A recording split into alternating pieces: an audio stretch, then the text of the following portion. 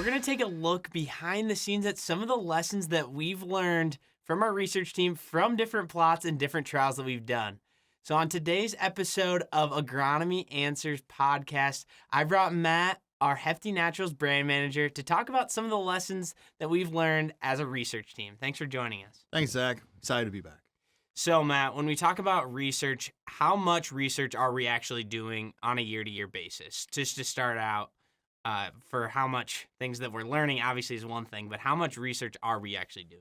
So it's kind of an interesting story. When I first started here, 2019, 2020, we were doing a lot of work in Baltic and a few of our other locations. On the seed side, we plant a ton of plots. I mean, we have probably 30 or 40 locations across the upper Midwest where we're looking at things like corn and soybeans and how the new varieties and hybrids are going to compare to things that are in our lineup.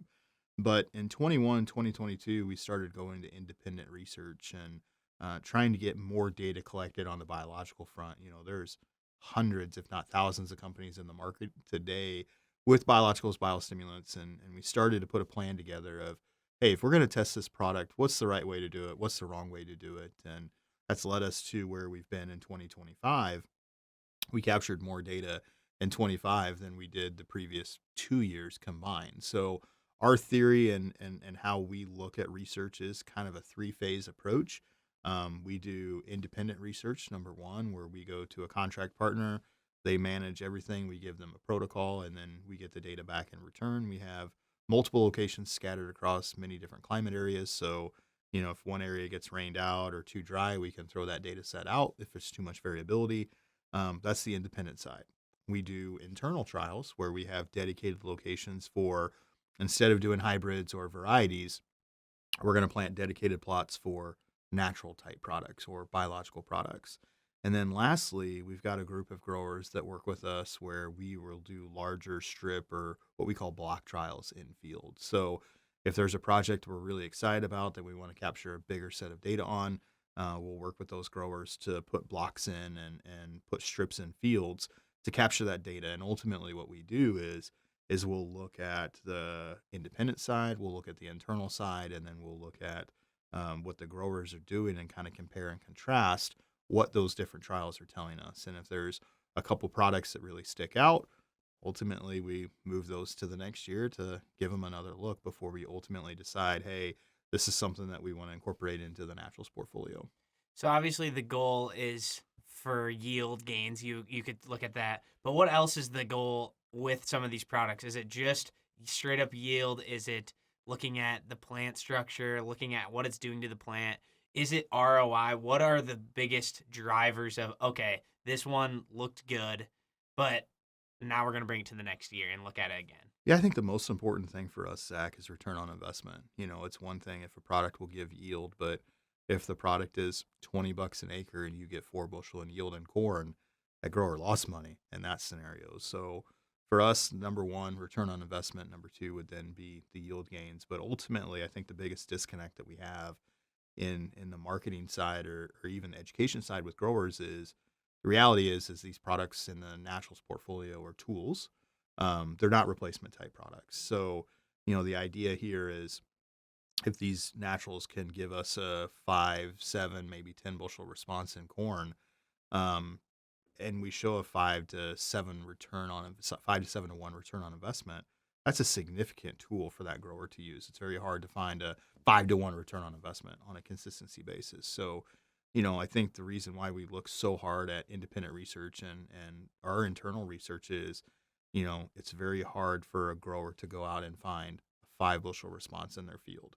You know, I mean, we're talking about if a grower has a 200 bushel yield environment, a 5 bushel difference for them is 2.5%. Many times the monitor in the combine is not calibrated tight enough to show that. So it's hard, and it's a balancing act where, you know, we're trying to show the value of some of these products, but if they're priced correctly in the market, it shouldn't have to take a lot of bushels to show a big return on investment.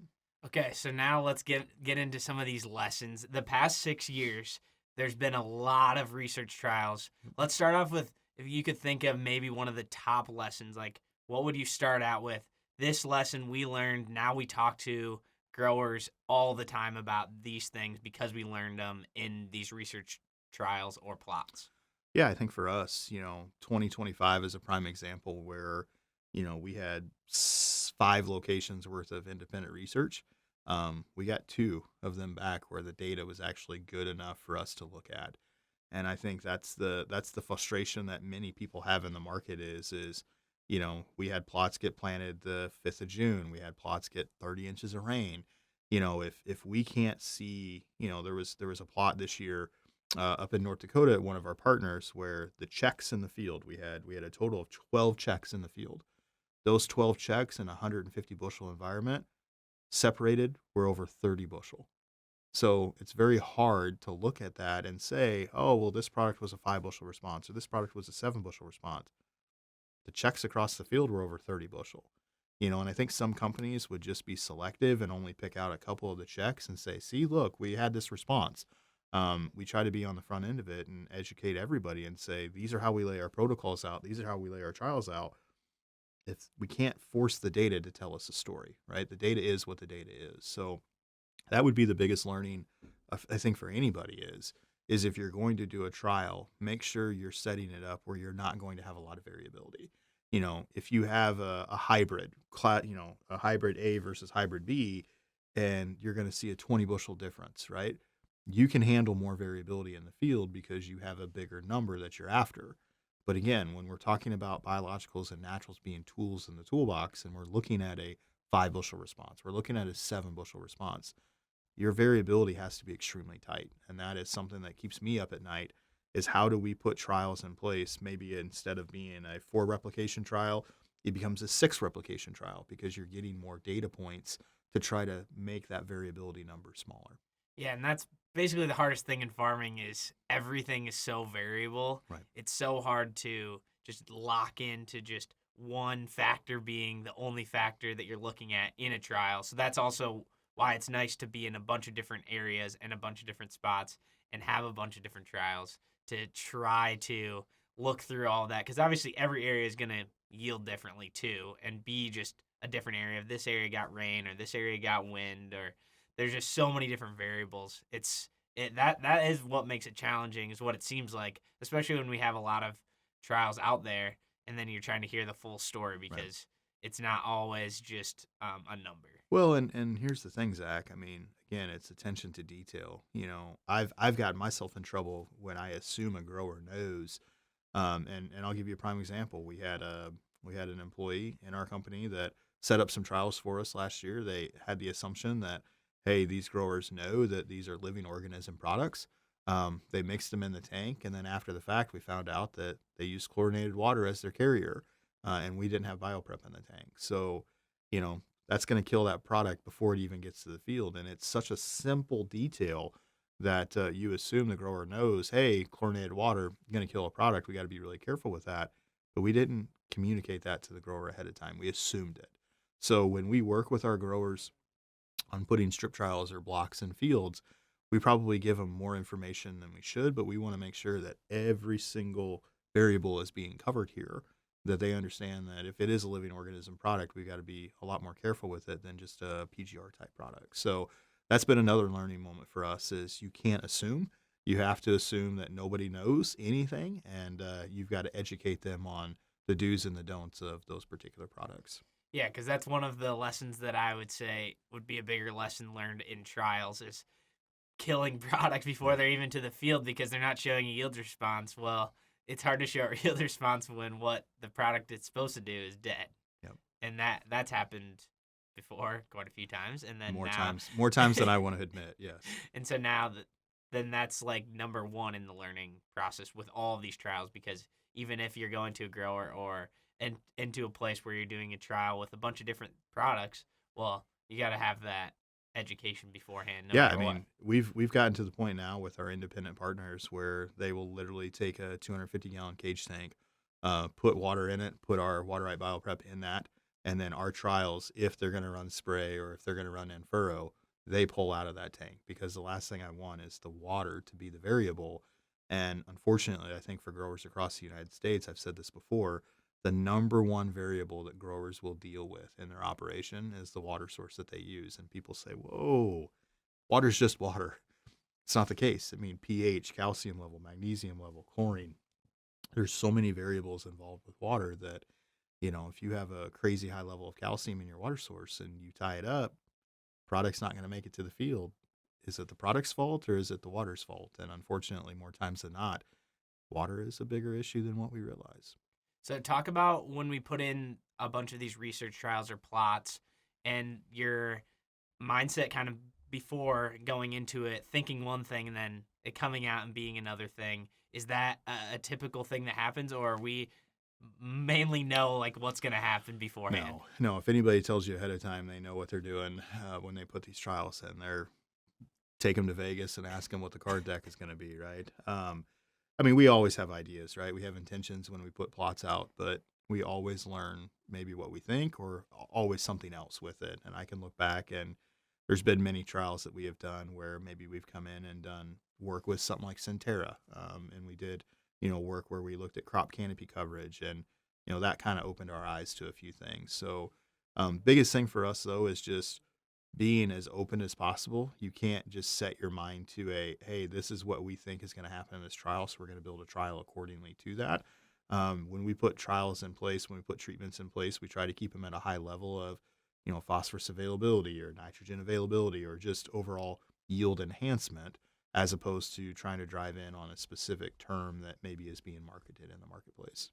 Yeah, because that I think that's you kind of brought up a point of another lesson that I think would be a good one to kind of discuss is nitrogen fixing bacteria products Yep. in trials. Yep. You the main part about what's the main part about nitrogen fixing bacteria that you have to keep in mind that maybe it didn't happen in some of the trials that we did.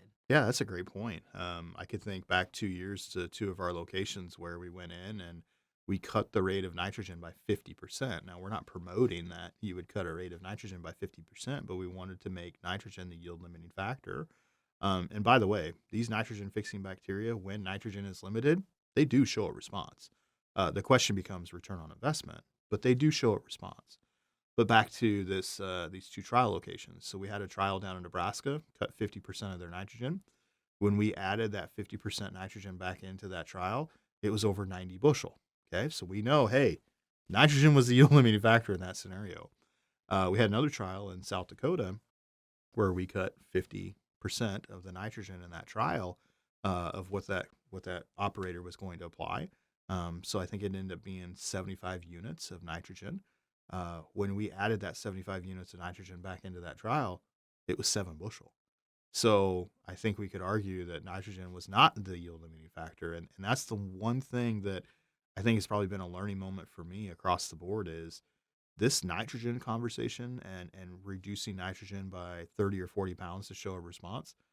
What if we reduce nitrogen by 30 or 40 pounds and don't see a response? I think there's probably a conversation to be had here of are we over applying nitrogen and where are we at from a baseline standpoint? So I can appreciate, programs like Verify and some of the other things that we're doing internally with Hefty now, doing a pre-side dress nitrate test and understanding in season what your nitrogen levels are and what your soil is releasing has gotten us to be much better over the past 5 years of where we really should be for nitrogen.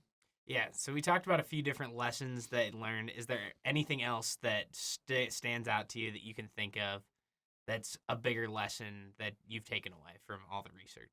Yeah, just the biggest one is the more data, the more locations that you can put out there helps with variability and helps with helping tell a story. I look at 2025 and how many locations we put out, how many locations we didn't get back because of the weather situation we had in North Dakota this past year. You don't know what Mother Nature is going to throw at you, and you don't know what that variability is going to be for that year. So the more you could spread your risk gives you more opportunity to get more data back. And that is our biggest learning lesson going into 2026 is going to be how many more locations can I add that's not going to break the bank so we can capture more data so we don't have another 2025 where we have to give up almost 50% of our locations because of weather variability. Yeah, I think from all the points that you've talked about that might look like failures on paper Yep. weren't really because we were learning at least a big valuable point. Like all those three, if you did them wrong, Right. you lost in the field basically, but we Right. learned what not to do pretty much That's by right. doing the trial. So That's right. it kind of worked out in some way, shape, or form. by doing the trial that we at least learned something. Might not have been what we thought we were going to learn, but we at least came away with something. I mean, at the end of the day, Zach, growers, if you're spraying a herbicide, if you're spraying a fungicide, they got to work 95% of the time, right? You can't not have that. In the case of biologicals and biostimulants, we're not promoting those products to be a 95% success rate or a 90% success rate. If we can get 80 to 85%, and I know many growers will look at that and go, oh, that's not reality. Well, I mean, if we can get a product for $5 and 85% of the time it's going to show a yield response, you're going to make that application. And that's what we're striving to. We're striving to be 90, 95%, but that just doesn't exist in the market. So I think that might be the biggest misunderstanding in general about biologicals. The industry average is 64%. So if a product is 64% successful across their trials, it's going to get marketed. And I tell growers, you're better off almost going to Las Vegas and betting red or black with those odds, but that's the reality of the biological market. Yeah, there's just a lot of different products out there, and that's why we do a lot of our trials that That's we right. do. So, Yep. yeah. Thanks for sharing some of the lessons that you've learned. I'll probably have to talk to some of the other research team and see if they have any different lessons that they have. But sure. Thanks for being on the show. For sure. And thank you for watching or listening to this episode of the Agronomy Answers podcast. Be sure to leave a like, comment, and subscribe, and we'll see you next time.